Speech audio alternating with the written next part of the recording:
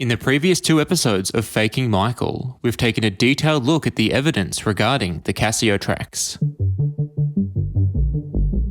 In episode 9, we went back in time, looking at the earliest known history of the tracks to establish their provenance. So even though we see these songs in the Copyright Office record, 2003, 2005, 2008, 2009, you don't hear a single Michael Jackson vocal. All we know for sure is that at the time of Michael's death in 2009, the songs had James Port's voice on them. But somehow, by the time they were sold to the estate in 2010, they had someone else's voice on them, a so-called Michael Jackson vocal. And in episode 10, we heard from several connoisseurs of the recordings at the center of our investigation. From the first note, you know something's wrong. It was Jason. I mean, but he knows I know it's him. I told him, I'm like, I know it's you. His response was, I know. What he didn't do was just straight out say, I wasn't singing on those songs. He's never actually said that. And I felt a responsibility to immediately say, you know what? I've studied this man's voice my entire life. This is not Michael Jackson. We covered these topics based on the advice of Robert Whitman, the founder of the FBI's art crime team, who told me that when investigating a case of alleged art forgery, the FBI collects evidence in 3 key areas: provenance, connoisseurship, and forensics. And so in this episode, we'll complete that trilogy by hearing from several leading experts regarding the forensic evidence in the case of the Casio tracks. As we've heard throughout this series, when questions were raised regarding the vocals on the Casio tracks, both Sony and the estate claimed to have had the tracks analysed by forensic musicologists, and that they'd both concluded that the vocals on the tracks belonged to Michael Jackson. And so my research team and I decided that it was important that we also speak to a forensic musicologist, and to get their opinion on the conclusions that the estate and Sony's experts had supposedly come to. You hear this a lot in my field. People say, we've got a musicologist to investigate, and they say, well, obviously, just because someone has a PhD doesn't always make their opinions correct. Every academic, however heavily qualified, has to use appropriate methodology, make it replicable, and show their workings and their data sets. That's the voice of Professor Joe Bennett, one of several forensic experts that we've consulted with as part of this investigation.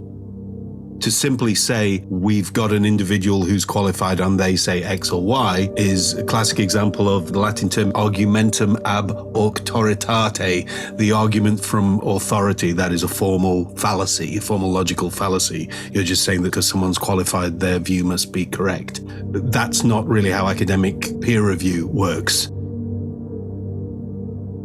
When I spoke to Bennett, he explained to me that in the world of forensics, you assume that your fellow experts will work with honour, integrity, and sound methodologies, but that you still need to see their work in order to verify that their methodologies are indeed sound, and that their findings are both reliable and replicable. You trust but verify, I think. And I expect people to do that with my academic work. I write all my musicology reports on the assumption that someone's going to pick apart my methodology and look at my data sets and all that good stuff. But as we heard in episode 5, the analyses that were reportedly carried out by forensic musicologists for the estate and Sony have never been made public, making it impossible for Bennett to give his opinion on them. That analysis hasn't been shared with anyone. I don't know the methodology that was used by the Jackson Estate's forensic musicologist in apparently authenticating the vocal as being Jackson. But I'd love to see it if it's out there somewhere.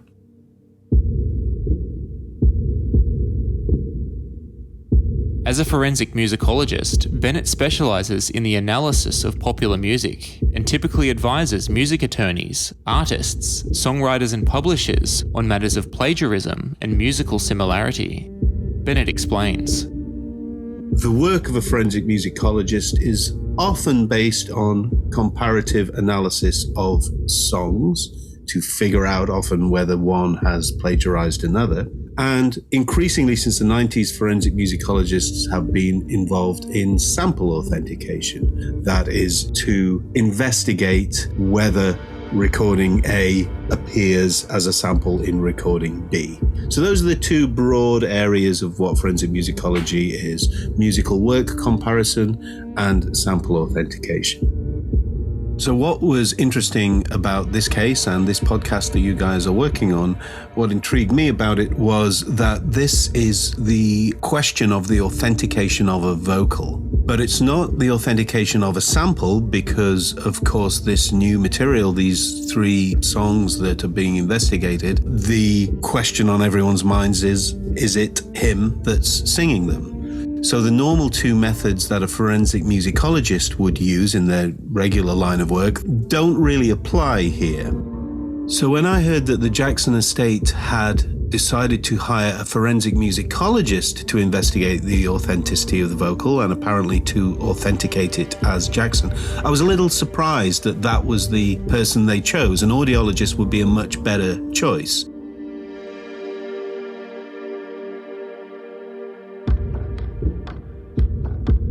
It should be noted that the audio you're hearing of Professor Bennett was recorded in 2022. However, my research team and I have been in contact with Bennett since 2013, and he has always been of the opinion that in this particular case, an audiologist would be a more appropriate expert to conduct a forensic investigation than a musicologist. And so back in 2013, based on Bennett's opinion, one of my research partners, a woman named Vera Sarova, engaged the services of a leading forensic audiologist named Dr. George Papson to conduct an independent investigation into the authenticity of the Casio tracks.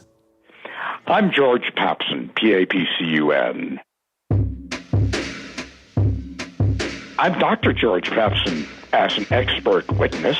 I got a PhD in linguistics with a specialization in phonetics. Throughout his career, Dr. Papson has worked as a forensic audio expert for various government agencies, including the CIA, the NSA, and the US Secret Service. Papson has also opined in high-profile criminal investigations, including the Trayvon Martin case and the JonBenet Ramsey case, as well as music cases involving major stars such as Paula Abdul and Elvis Presley. In this case, my research partner Vera hired Dr. Papson to determine whether or not the Casio tracks were sung by Michael Jackson. In her initial correspondence with Papson, Vera didn't specify whether she believed the vocals were authentic or not, just that she wanted Papson to investigate thoroughly and discover the truth, whatever that may be. But despite her neutral position, Papson wasn't sure whether Vera was serious or not, and approached the case with a high degree of skepticism, believing that he may be wasting his time and Vera's money. Papson explains. Initially, I was, let's say, skeptical, but that's, I think, the appropriate viewpoint from a scientific perspective. I was skeptical to the viewpoint that the Casio songs were different from the recordings known to be Michael Jackson. After all, why should they be different? So I proceeded to analyze these from the standpoint of a skeptical scientist. Before getting started on his forensic analysis, Papson first familiarized himself with the information that was publicly available about the case, including the statements of both the estate and Sony, who reported that along with 2 independent forensic musicologists, several of Michael's former collaborators had also authenticated the vocals. Well, I understood that Sony had called in some people with golden ears. They had listened to the recordings, and they decided that in their golden-eared opinion, they were the voice of Michael Jackson. Well, that's very nice, but first of all, I wondered whether or not these people had really been put to any test whether or not they could distinguish one singer's voice from another. As far as I knew, they hadn't. And then again, I wondered whether or not they would compare with the ears of Michael Jackson's fans. That's not Michael. They can't bullshit me, man. That's not Michael's voice. This song is fake. It's definitely not Michael Jackson, I guarantee you. The record company are saying that it is indeed him, but to the fans, it doesn't sound like him. All the fans, everybody's saying that they don't believe it's Michael. We can't even be sure if it was composed or written by him or whatever, because it's not him singing. It's not Michael. What the fuck are they trying to do? That ain't no Michael Jackson.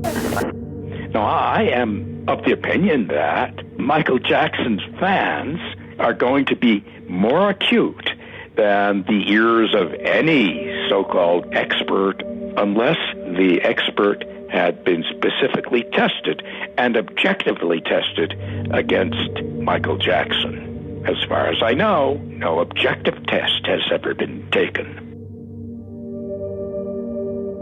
Papson went on to explain that fans have an acute ability to identify a singer's voice because they are the ones that spend the most time listening to it and are therefore the most familiar with it. For this reason, members of Michael's family, especially his brothers, would also be considered acute listeners because they spent decades hearing Michael sing, both in the studio and live on stage. And like Michael's fans, the Jackson family are steadfast in their belief that the vocals on the Casio tracks are fake.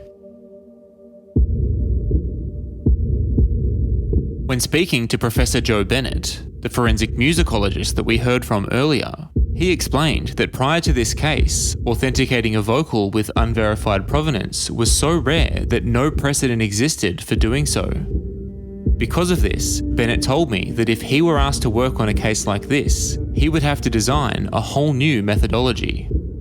So it would have had to have both a technical element, mainly based, I would say, around spectrum analysis, and some related pitch analysis. It would have had to have a linguistic element, that is one of the characteristics of the way particular individuals sing, and a repertoire element, that is analyzing the baseline of recordings by the artist in question, in this case Michael Jackson, to figure out the sonic characteristics of known authenticated Michael Jackson recordings and compare those characteristics with the spectral characteristics of the tracks in question. And you have to sort of bring those three methodologies together to make meaningful inferences about the likely authentication of the later vocal.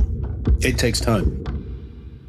When Dr. George Papson agreed to work on this case, he brought those elements, repertoire analysis, spectrum analysis, and linguistic analysis together to draw his conclusion. And so let's take a look at Papson's analysis, starting with his linguistic study of the vocals on the Casio tracks when compared with the vocals on known Michael Jackson tracks.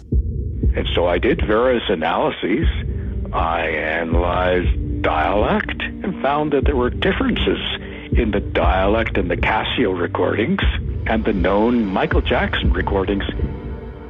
Dialect is defined as a particular form of language which is unique to a specific region or social group and looks at how people from that region or social group pronounce certain words in a way that is considered out of the ordinary. I made a number of measurements. Just for example, I measured the use of a glottal stop. Let me explain what a glottal stop is. It's a consonant sound made by holding the vocal folds together, and so it stops the movement of air through the vocal tract. But in English, the glottal stop is interesting in that it occurs in some dialects as a variant of the T sound, T. One example of a glottal stop in the Casio tracks occurs in the song Breaking News, when the singer pronounces the word wanting without the T sound. Let's take a listen. Everybody wanting a piece of Michael Jackson. Everybody wanting a piece of Michael Jackson. As part of his analysis, Dr. Papson identified that the singer of the Casio tracks also uses a glottal stop when pronouncing the word waiting. Papson explains. Now, in the recording of Monster, one of the songs in question, the sound in the middle of the word waiting, as you might pronounce it, is pronounced as a glottal stop. The singer pronounces it as waitin'. I He be waiting with his camera on focus. He be waiting with his camera on focus. It's worth noting that the singer of the Casio tracks also uses a glottal stop in the word waiting in another Casio track called Stay. Let's take a listen. Never thought she'd be here waiting on me. Having established the use of a glottal stop in more than one Casio track, Dr. Papson proceeded to analyse Michael Jackson's pronunciation of the word waiting throughout his entire career to see if he could find any instance in which Michael uses the glottal stop. So I reviewed Jackson's recording over his entire career, 39 years worth, from 1969 through 2008, and I showed that he has not used the glottal stop in this position. He always says waiting, but never waiting in a position like that.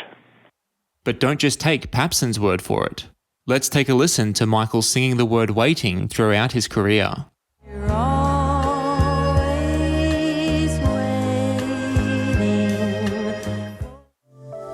waiting for you. And I'll be waiting by the phone, waiting for you. Alone she lies waiting. It's off from the train station, a man is waiting there. And I was always here waiting for me. So tell me what we're waiting for.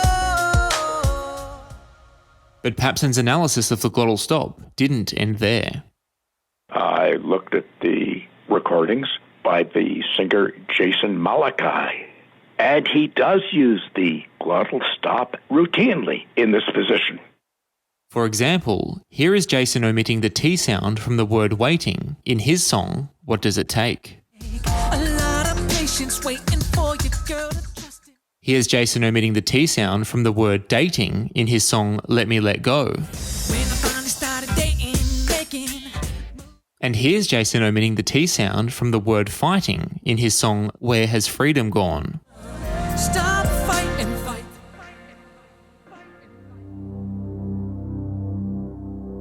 The reason that Dr. Papson not only compared the Casio tracks with Michael Jackson's voice, but also with Jason Malachi's voice, is because when he was conducting his pre-analysis research, Papson discovered the online statements made by Jason's former producer, Tony Curtis, who said that he knew without a shadow of doubt that the singer on the Casio tracks was Jason.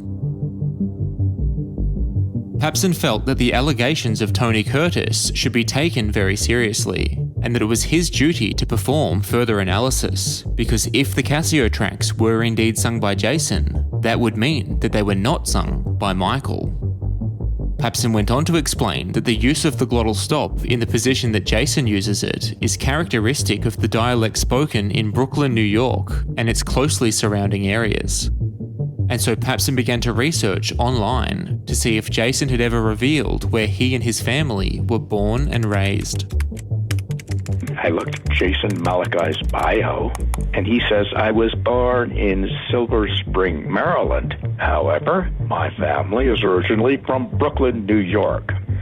Assuming he learned to talk from his parents, or was at least influenced by them, the glottal stop in this position is characteristic of that dialect. However, regardless of that history, the fact is that Jason Malachi uses the glottal stop, whereas Michael Jackson does not. So you can hear the glottal stop, and I, as a technical expert, can produce a graphical representation of it. And I did produce a graph that showed it. The linguistic inconsistencies between the Casio tracks and the known recordings of Michael Jackson initially took Dr. Papson by surprise, and made him realise that my research partner Vera might not be wasting his time after all by asking him to do this analysis. So there were these differences, and that led to a break in my skepticism. Maybe those Casio recordings really were different. And so Papson decided to dig even further, conducting detailed analysis of one of the most important aspects of a singer's voice, vibrato.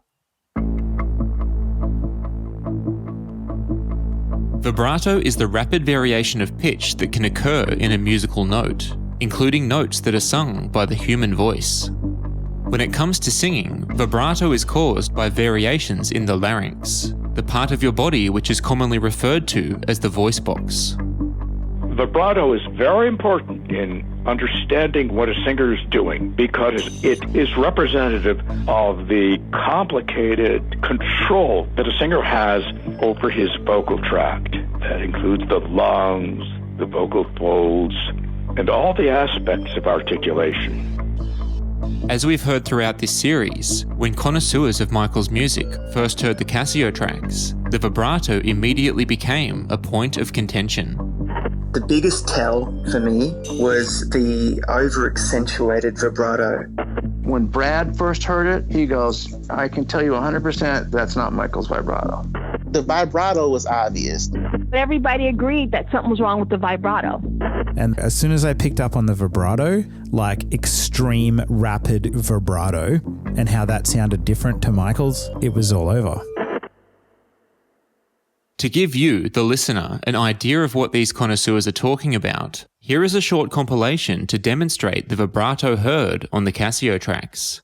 When listening, pay special attention to the quiver of the voice at the end of each note. Bad should be a star the way door gets in love day breaking the news. Okay, so now that we know what we're listening for, let's compare the vibrato on a known Michael Jackson track with the vibrato on a Casio track and on a Jason Malachi track. In this demonstration, we'll use the word inside from the Michael Jackson song Stranger in Moscow. When you're alone and you're cold inside. The words cries inside from the Casio track Keep Your Head Up. Cries inside. And the word life in the Jason Malachi song Critical. In my life. Now each of these examples back to back. When you're alone and you're cold inside. Cries inside. In my life. During our conversation, Papson acknowledged that it is indeed possible for acute listeners to orally identify the differences between Michael's vibrato and the vibrato on the Casio tracks. Well, of course, listeners, including fans and people who listen carefully, can hear the differences in vibrato. But to simply say, I can hear it, therefore it's true, isn't the way forensic audiology works. In fact, in the same way that there are people who can hear vibrato, there are also many people who can't. And so an objective scientific analysis is a valuable piece of evidence which can either validate or invalidate the opinions of listeners. Papson explains. Traditional science has shown that you can rely on measurements as opposed to opinions. And in this case, I can show that objective, measurable analysis that can be repeated, that can be quantified, is better than opinions. And that's the way science should go in general, and that's the way science should go in forensics. It's not just a matter of opinions, it's a matter of measuring things.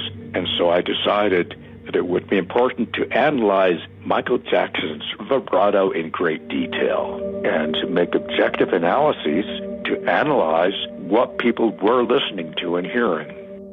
The three key areas of vibrato that Papson analysed were pitch, which measures the rate and variation of the vibrato, tremolo, which measures the changes in the amplitude of the vibrato, and harmonicity, which measures the smoothness of the vibrato, all of which merge together to create a single perceptual effect, which is what we hear when we listen to a vibrato.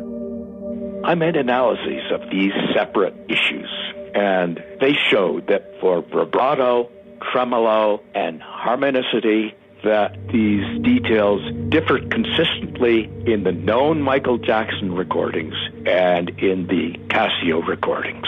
And on the basis of my analyses, I saw that the rate of vibrato is higher in the Casio recordings than in the known Jackson recordings. Same thing occurs with tremolo, which is the control over the loudness of the vibrato, a detail of the loudness. The tremolo of the known Michael Jackson recordings is more tightly controlled than the tremolo in the Casio recordings. Same thing is true of the harmonicity. As part of his analysis, Papson forensically studied 23 tracks which were known to have been recorded by Michael during the final decade of his life, and compared the vibrato in those tracks with the vibrato on all 12 Casio tracks, including the 3 which were released on the Michael album in 2010, Breaking News, Monster and Keep Your Head Up, plus the additional 9 tracks which remain unreleased, but which leaked online in 2013.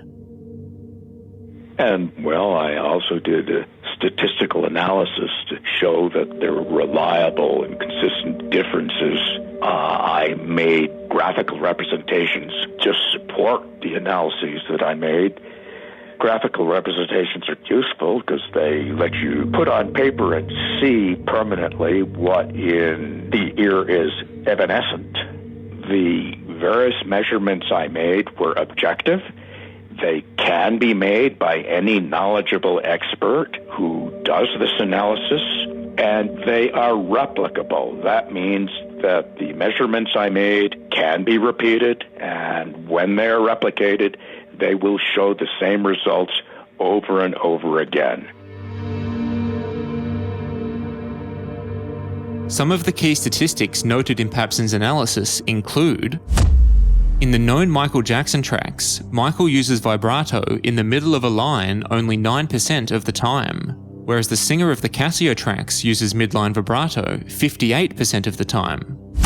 On the Casio tracks, the singer uses vibrato in the verses 100% of the time, whereas in 22% of the known Michael Jackson tracks, Michael doesn't use vibrato in the verses at all. Also in the verses, the singer of the Casio tracks changes his vibrato pattern 83% of the time, while in the known Michael Jackson tracks, Michael changes his vibrato pattern only 9% of the time. The speed at which the vibrato pulsates in the Casio tracks is approximately twice as fast as on the known Michael Jackson recordings. And on average, the vibrato on the Casio tracks deviates from the note being sung almost 3 times as much as in the known Michael Jackson tracks. So what we're getting at is that Michael Jackson was indeed extraordinary in his ability to control his vocal tract and all the aspects of his singing apparatus, his lungs, his vocal folds, and all of the other details that go into singing. And interestingly enough, in the known Michael Jackson recordings, the rate of vibrato is essentially what's regarded as ideal, according to music theorists. So I realized how brilliant he was as an artist. Based on his extensive scientific analysis, Dr. Papson came to the conclusion that the voice on the Casio tracks does not belong to Michael Jackson, and he put that conclusion in writing in an email to my research partner Vera, stating, quote, "Dear Vera, when I first accepted this project, I thought that there was a good chance that you and your colleagues were not serious and that this case had no merit. Obviously, I have changed my mind completely. You are very serious. Moreover, I have come to the opinion that the Casio tracks are not the voice of Michael Jackson.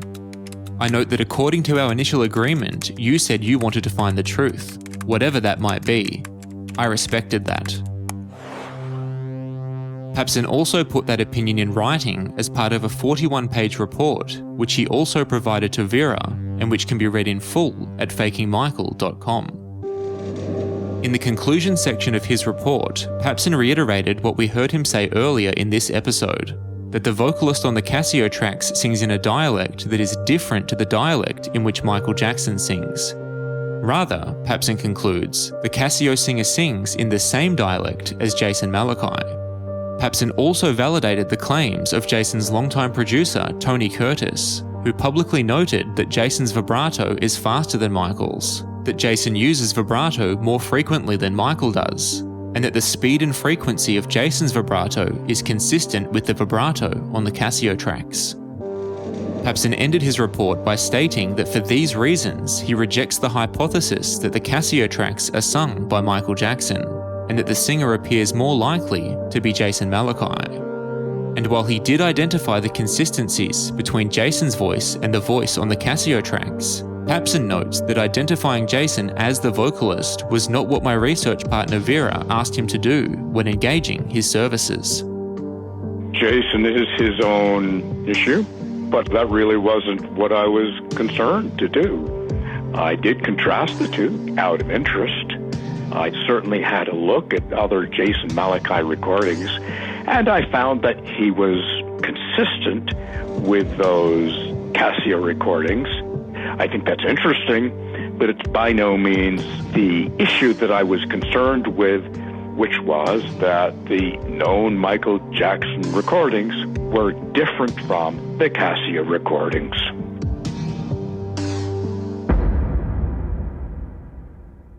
It should be noted that Dr. Papson's 41-page forensic report was peer-reviewed by another expert named Dr. Durand Bogault, a veteran forensic audiologist who works for NASA and whose skills include voice comparison analysis, audio authentication, and forensic musicology.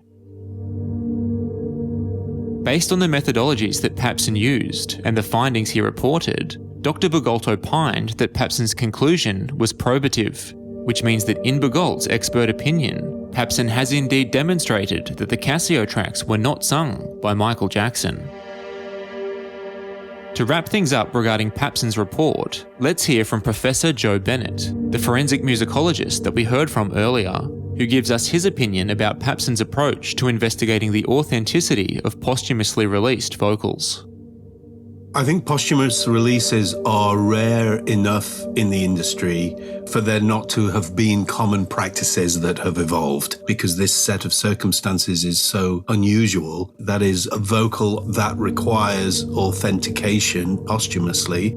And Dr. Papson's methodology was really defensible, and he explained it incredibly well in his report, that he used harmonicity of voice and vibrato speed, for example, as technical and measurable things that could be compared with earlier Jackson repertoire, along with linguistic things like glottal stops, which are things that can be measured using a thing called a spectrogram when we analyze the sonic fingerprint of a human voice. So Dr. Papson was the right kind of person with the right expertise to make that investigation. And it is very clear to me, just from reading the Papson analysis, that it's many months of detailed work.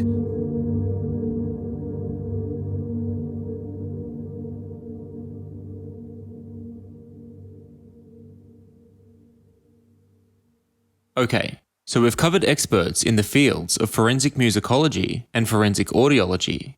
Now let's hear from an expert in the field of singing. I mean, do they need another opinion of what everybody knows? That's the voice of Richard Fink IV, a singer, songwriter, and renowned vocal coach from Rochester, New York.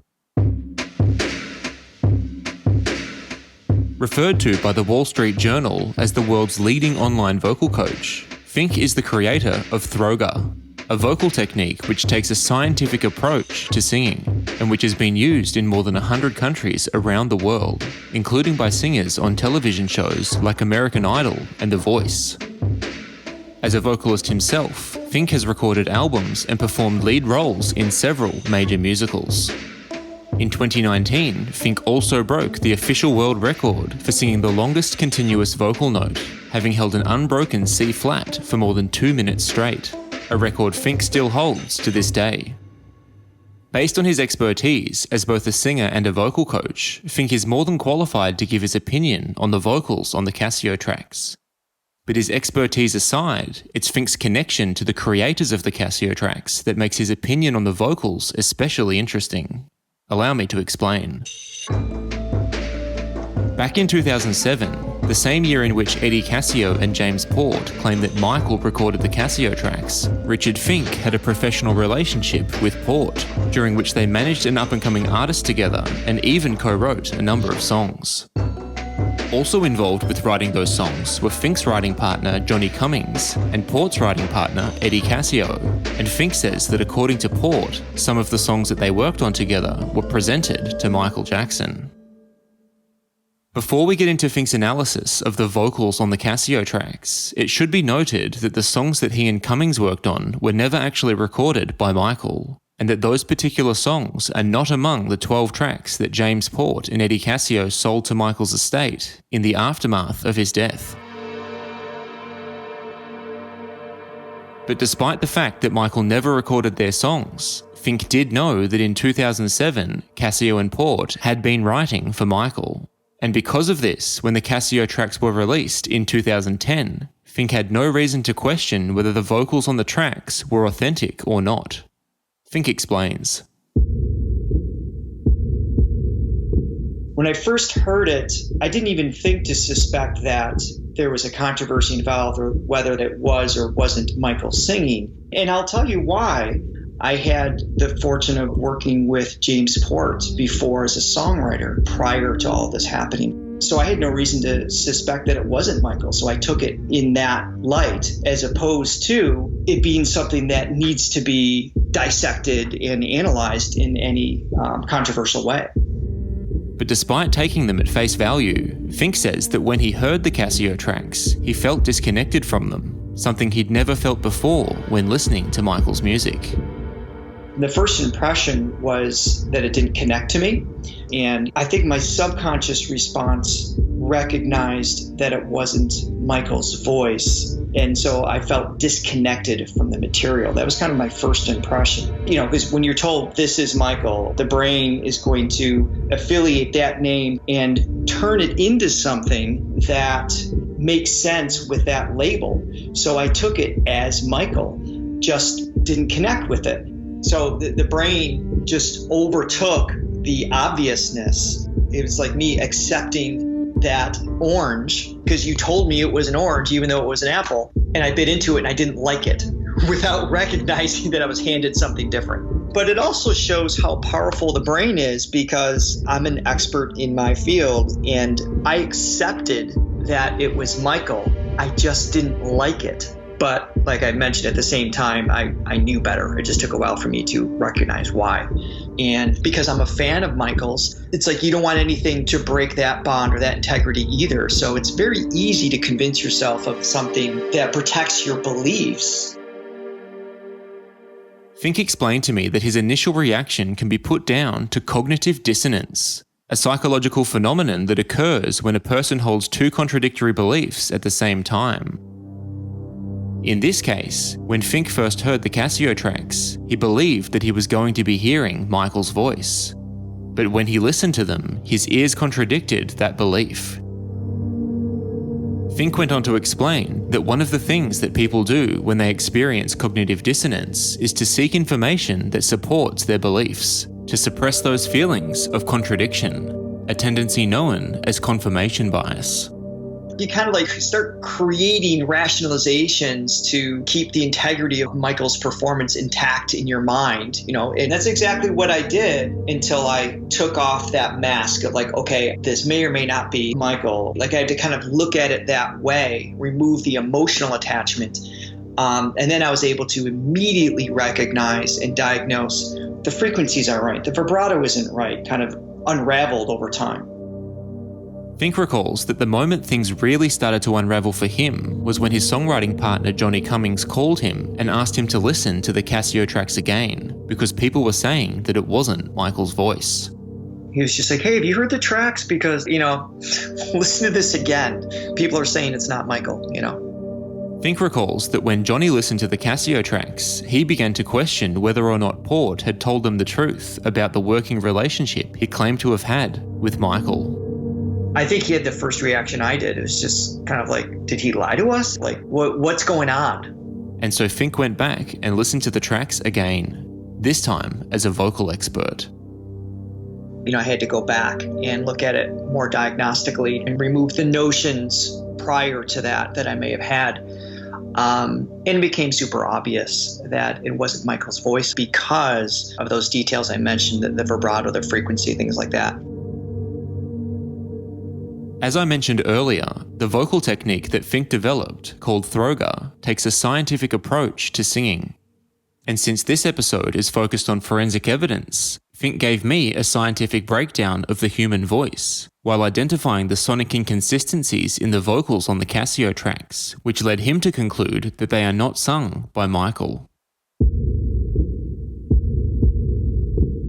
Basically, the way the brain works is that it absorbs frequencies, what comes into the ear, and then the brain analyzes the different frequencies and creates a kind of a sonic fingerprint, if you look at it that way. So everyone has their own sonic fingerprint. And it's not just a genetic thing, it's actually learned.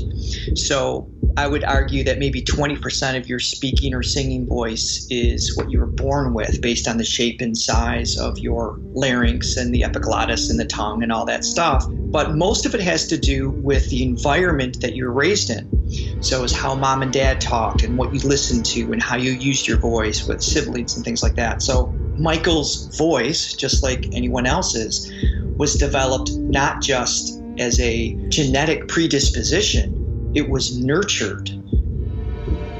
And that accounts for 80% or more of the sound that we know that is Michael. So it's how he used his vibrato, the speed, the amplitude, it's the overtones, the frequencies, all that stuff. So when we hear a sound, we hear someone speak, our brain can actually separate all those frequencies and put them together to label them as Michael or Richard or whatever.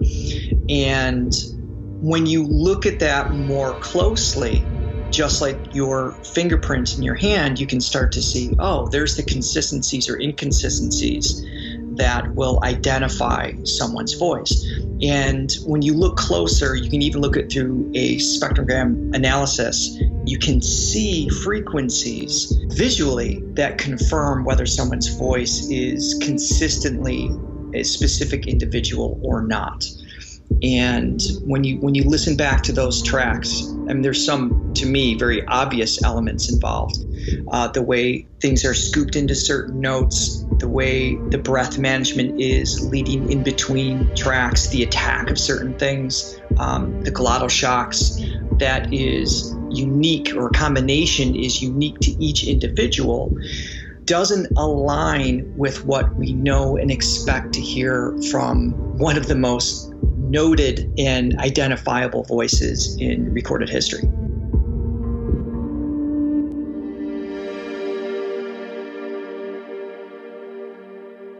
As we've heard throughout this series, as part of his investigation into the authenticity of the Casio tracks, attorney Howard Weitzman claimed that the estate hired one of the best-known forensic musicologists in the nation to compare the vocals on the Casio tracks with vocals on Michael's previously released songs. This expert performed waveform analysis, an objective scientific test used to determine audio authenticity, and reported that all of the lead vocals analyzed were the voice of Michael Jackson. But Dr. George Papson, the forensic audiologist who analysed the Casio tracks and concluded that the vocals were not sung by Michael, took issue with the estate's overtly vague claims regarding the use of waveform analysis. They claim they did a waveform analysis. Well, the question then is, what did they analyze? What did they look at? What were the objective criteria used in that inadequately described waveform analysis? Those were never specified. On top of the fact that the estate never published the findings of their analysis, Papson told me that in his professional opinion, waveform analysis would not be the best tool to use in a case of vocal authentication. Something that Professor Joe Bennett, the forensic musicologist that we've heard from throughout this episode, agreed with. Bennett explains. If we're trying to authenticate a vocal with unknown provenance, that is to say whether a vocal is one person or another person, waveform analysis isn't really the best tool to apply because it doesn't really tell you very much. Waveform analysis is at its most effective when you are simply comparing two sound files to find out if they are identical. Which brings us to the final part of our forensic episode, a deep dive into the claims that samples from Michael's previously released songs have been copied and pasted throughout the Casio tracks.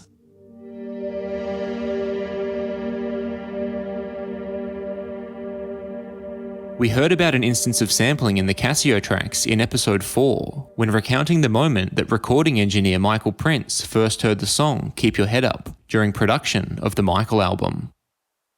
To refresh our memory, let's revisit that moment.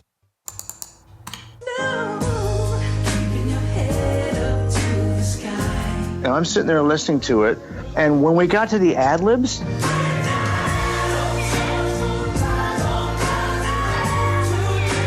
I went, wait a minute. I said, that's an ad-lib from Earth Song. I'm the one that busted him. As we heard in episode 4, Casio and Port had copied vocals from a Michael Jackson track called Earth Song. Pasted those vocals into Keep Your Head Up.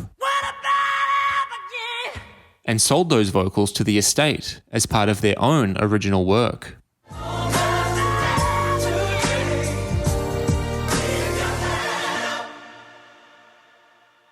As we heard earlier in this episode, Professor Bennett explained that identifying a sample from one song in another is one of the areas that forensic musicologists specialize in. Increasingly since the 90s, forensic musicologists have been involved in sample authentication. That is to investigate whether recording A appears as a sample in recording B. And essentially, if two sound recordings are identical in every way, then the waveforms will visually align absolutely perfectly. And so when recording our interview for this episode, Bennett agreed to forensically review some of the instances of alleged sampling in the Casio tracks, using a combination of waveform analysis and spectrum analysis. The first analysis that Bennett performed had nothing to do with the vocals. Rather, Bennett started by investigating an allegation that we haven't yet mentioned in this series, that Eddie Casio, James Port, and their production team sampled the bass line from the Michael Jackson track You Rock My World and used it in the instrumentation for the Casio track Breaking News. The following is from Bennett's analysis. So first of all, let's just do an A-B audible comparison. This is an audio podcast after all. So this is You Rock My World. This is Breaking News. Now we've aligned these exactly, and what we can see from the waveform analysis is that the attack of the note is exactly the same. We can see that visually, we can hear it auditorily. Here's You Rock My World. Breaking News. So there are sonic differences between them, and interestingly, Breaking News has slightly less high frequency content in it. In You Rock My World, we can hear this whole lot more airiness, breathiness to the top end.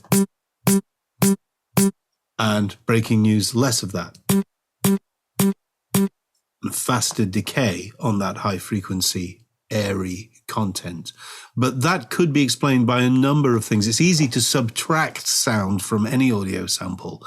So, for example, a filter would do that, or filter or EQ.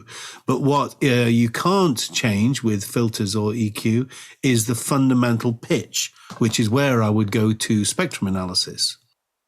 It should be noted that Professor Bennett performed his analysis while sharing his screen during a video call, which meant that I could visually see exactly what he was talking about as he explained it. So that you, the listener, can also see it, I've included the relevant spectrogram and waveform images in the book version of Faking Michael, available at fakingmichael.com. Now back to Bennett's analysis. So let's pull in spectrum analysis.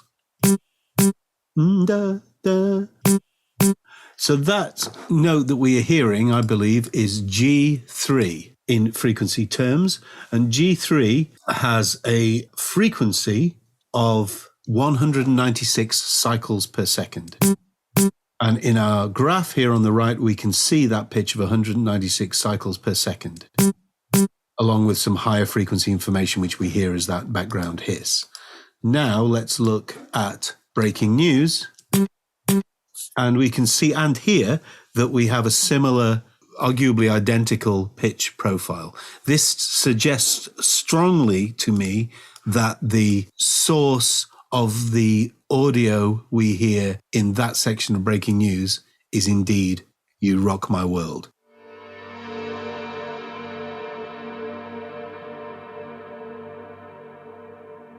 Now moving on to Bennett's second analysis, a comparison between the vocal on the Casio track Monster and a vocal in the Michael Jackson track Rock With You.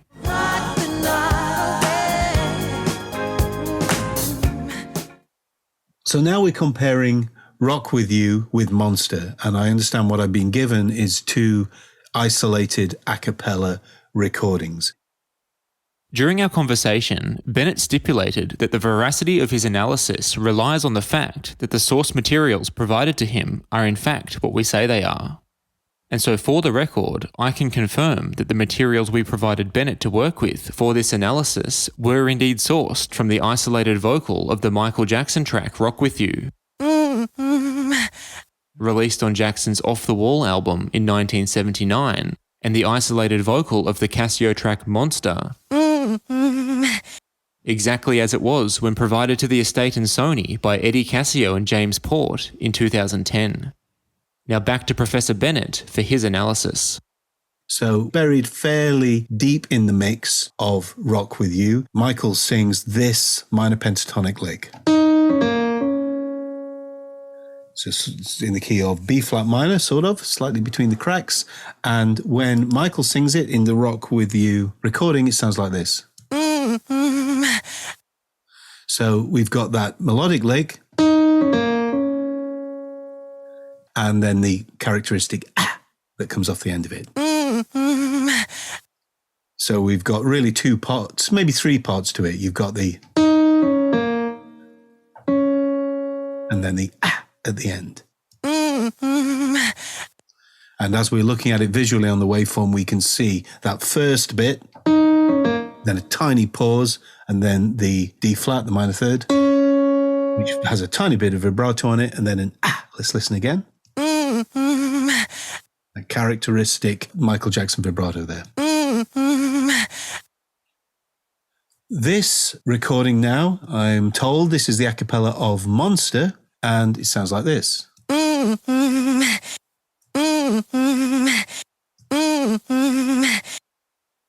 Michael Jackson on Rock With You. Monster. Based on the spectrogram and waveform images generated by Bennett when performing his analysis, it immediately became clear that the vocal in Monster not only sounded like the vocal in Rock With You, but that their sonic fingerprints were visually identical. So yes, there's no doubt in my mind that Monster uses a vocal sample of Rock With You, and certainly the analysis visually confirms it. So we're going down a deep rabbit hole in order to authenticate the sample, but what we are confirming is that the Casio folks have knowingly sampled Michael Jackson recordings and then included them in the new songs that eventually made it onto the album. On top of the examples we just heard, there are more than 100 additional instances in which samples from Michael songs have been copied and pasted into the tracks which Eddie Casio and James Port sold to Sony and the estate. For example, this ad-lib from the Michael Jackson track You Rock My World has been copied and pasted into the Casio track Breaking News on 7 separate occasions. This ad-lib from the Michael Jackson track Escape has been copied and pasted into the Casio track Monster on 10 separate occasions.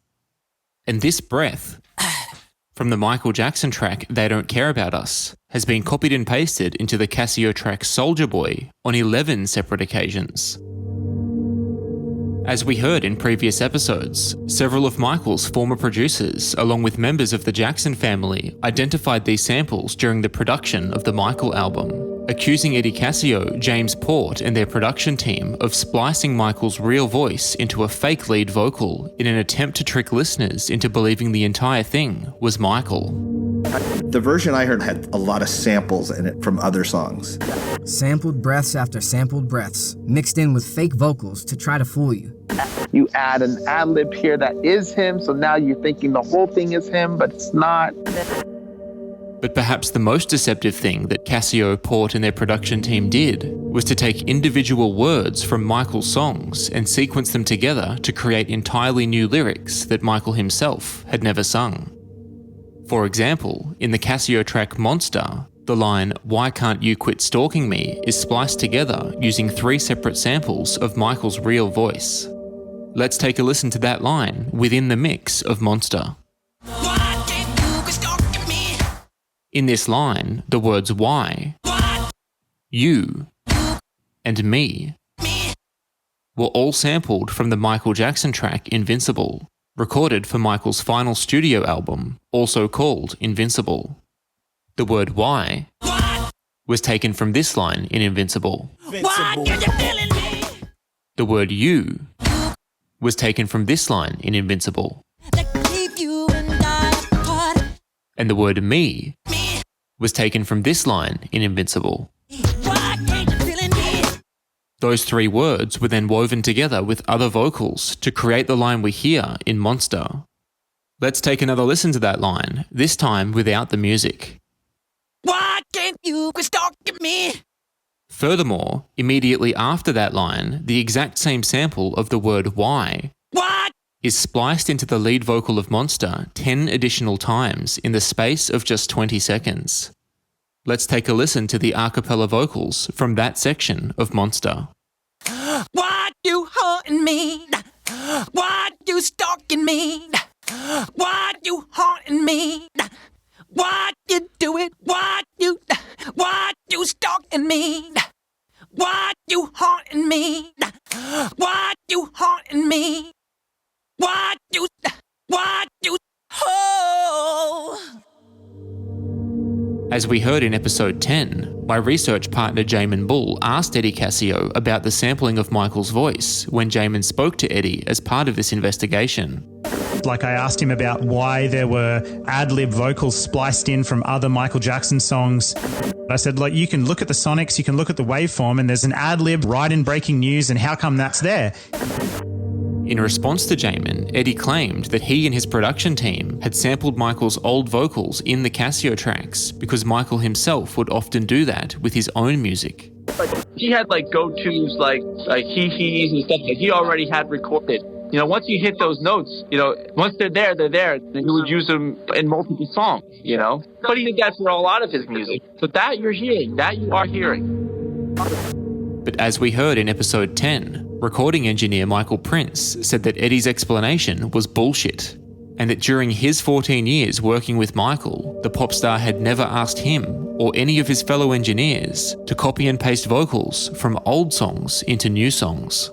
Bullshit. That's complete bullshit. In his conversation with Jamin, Eddie also claimed that the samples of Michael's voice that were spliced into the Cascio tracks were things that he and his production team had at their disposal. Whatever else we added is stuff that we had at our disposal. We used our creativity for certain things. Why not? You know? You know, the fact of the matter is it's all him.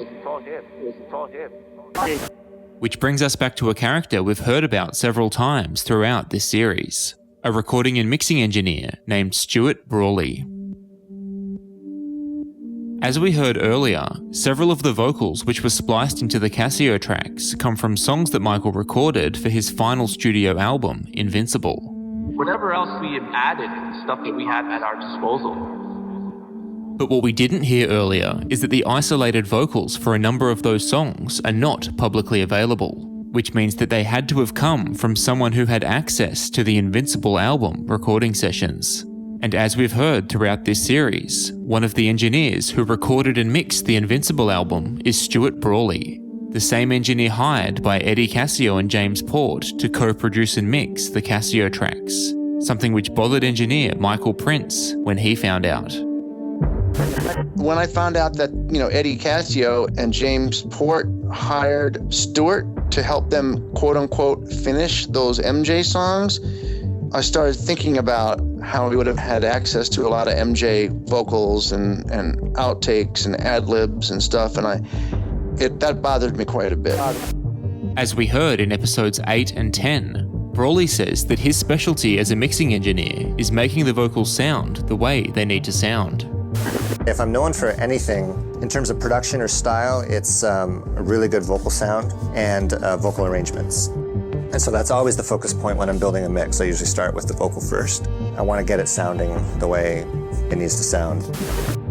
And as we've heard throughout this series, during a meeting about the authenticity of the Cascio tracks, Brawley reportedly said that when working on the tracks as part of Eddie Cascio and James Port's production team, his job was to make Michael sound like Michael.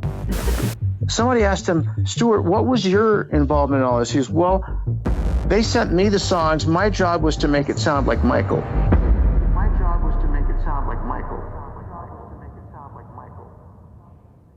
In the next episode of Faking Michael, we'll hear about the extraordinary lengths that Sony, the estate, and the people connected to the Cascio tracks went to silence those who spoke out against the tracks.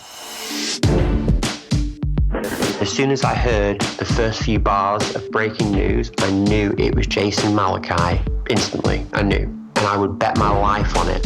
Like I said, my reaction was instant, as was many fans. That's not Michael Jackson. And if they think they can fool us, then they must be insane. I did receive numerous emails from the estate and Sony. I remember getting emails where they would link us to a forum thread and say, you need to shut down this conversation now. You had communications where they were saying that they wanted you to remove posts by people who said they didn't believe in the songs. Wow. Yeah. And I remember being really scared because we're dealing with officials in Michael Jackson's posthumous life, right? They barged in the back door of my house. An officer said, we're arresting you on suspicion of conspiracy to defraud Sony Music. And a really weird contradiction is that the people who actually defrauded Sony, the Cassios and Angelics in Music, have not only defrauded them and got away with it, but I'm the one that's sitting here that has a criminal conviction for trying to expose an actual crime. Faking Michael is a production of Oath Media, which is researched, written and narrated by me, Damian Shields. Original score, sound design and mixing by Dan Villalobos. Additional research by James Allais and Jamin Bull, and the teams at the MJ Cast and A Truth Untold. Artwork by Stephen Ward. If you enjoy the Faking Michael podcast, please consider rating, reviewing, and sharing it. Faking Michael is an independent piece of investigative reporting. All source material is used in a limited and transformative way for the purposes of commentary, criticism, demonstration, and education in accordance with fair use guidelines. Some of that material has been edited for clarity and time. If you'd like to contact the makers of this podcast, support our cause, or order a copy of the Faking Michael book, please visit our website at fakingmichael.com.